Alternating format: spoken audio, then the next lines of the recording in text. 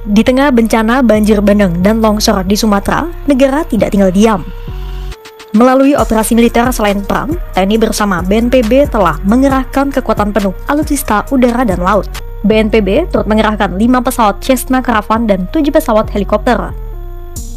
Bantuan Kendali Operasi TNI atau BKO TNI juga ikut mengirim 1 pesawat helikopter. Melansir dari situs resmi TNI Angkatan Udara, 2 helikopter Karakal diterjunkan untuk menyalurkan bantuan sosial yang terisolir sejak Minggu 30 November 2025. TNI Angkatan Udara juga menggunakan Karakal untuk menerjunkan petugas PLN yang memperbaiki jaringan listrik di wilayah Biren. Sementara Karakal lain digunakan untuk menyalurkan bantuan logistik ke daerah Takengon, Aceh Tengah, dan Pasaman Barat di Sumatera Barat.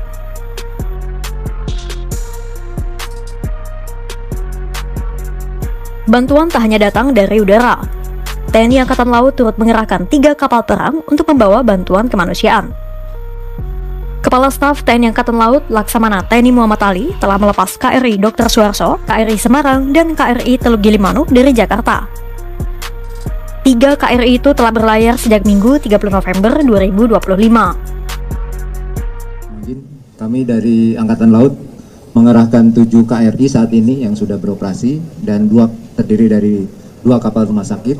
Rencana akan nanti standby di Lok Sumawe. Sebelumnya akan mampir di Aceh Tamiang. Kemudian ada 1 kapal rumah sakit lagi di Sibolga.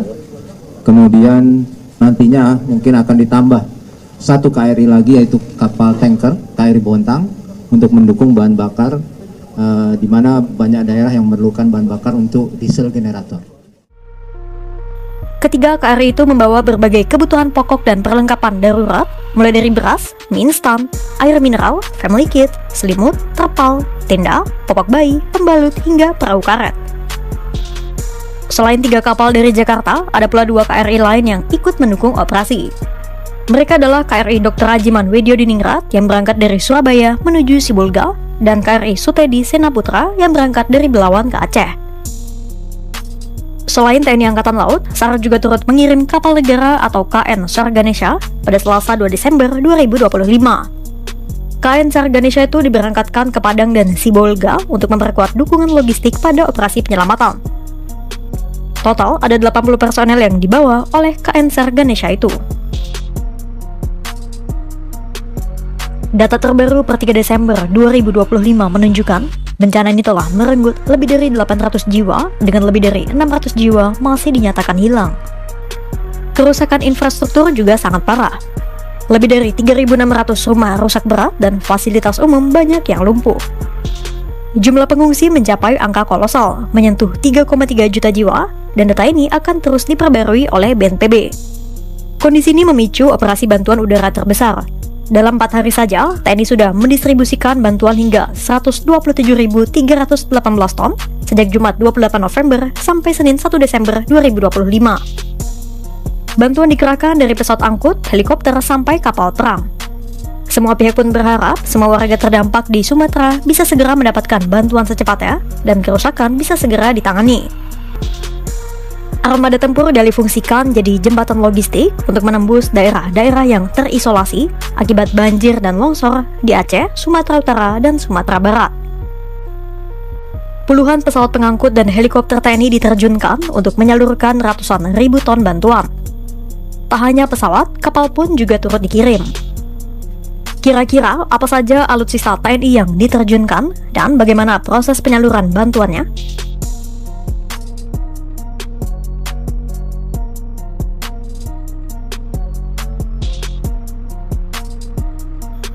Untuk pengiriman logistik skala besar, TNI Angkatan Udara mengandalkan armada sayap tetap. Total ada 10 pesawat angkut yang dikerahkan, termasuk Airbus A400M yang baru saja tiba awal November 2025 lalu. Ada pula 3 pesawat Hercules, 2 pesawat angkut CN-295, dan 1 Kasa C-212. Serta ada 2 pesawat angkut dari Pusat Penerbangan TNI Angkatan Darat dan 1 dari Pusat Penerbangan Angkatan Laut. Di wilayah Kuala Simpang, Aceh Tamiang yang terisolasi dan tak bisa diakses darat, pesawat C-130J Super Hercules dengan kode Raja Wali 40 jadi solusi tunggal. Pesawat ini melakukan penerjunan 20 bendel bantuan seberat 2,5 ton pada Selasa 2 Desember 2025. Setiap bendel memuat kebutuhan darurat seperti bahan makanan siap konsumsi, perlengkapan tanggap bencana, dan keperluan mendesak lainnya.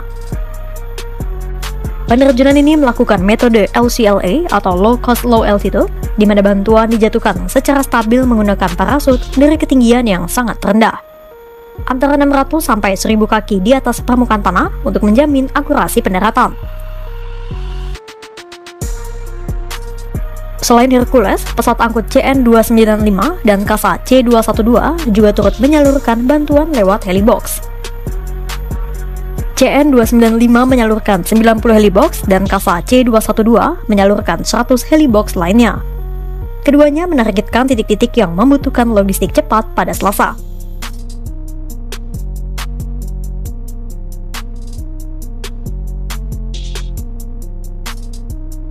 Untuk evakuasi dan pengiriman door-to-door ke desa-desa yang terisolasi total, TNI dan Basarnas mengerahkan total 27 helikopter.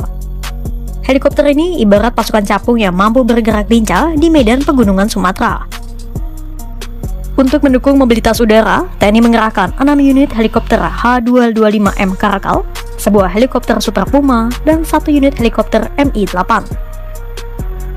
Ada pula 5 helikopter dari Pusat Penerbangan TNI Angkatan Darat, 2 unit dari Pusat Penerbangan TNI Angkatan Laut, dan 2 unit helikopter dari Basarnas.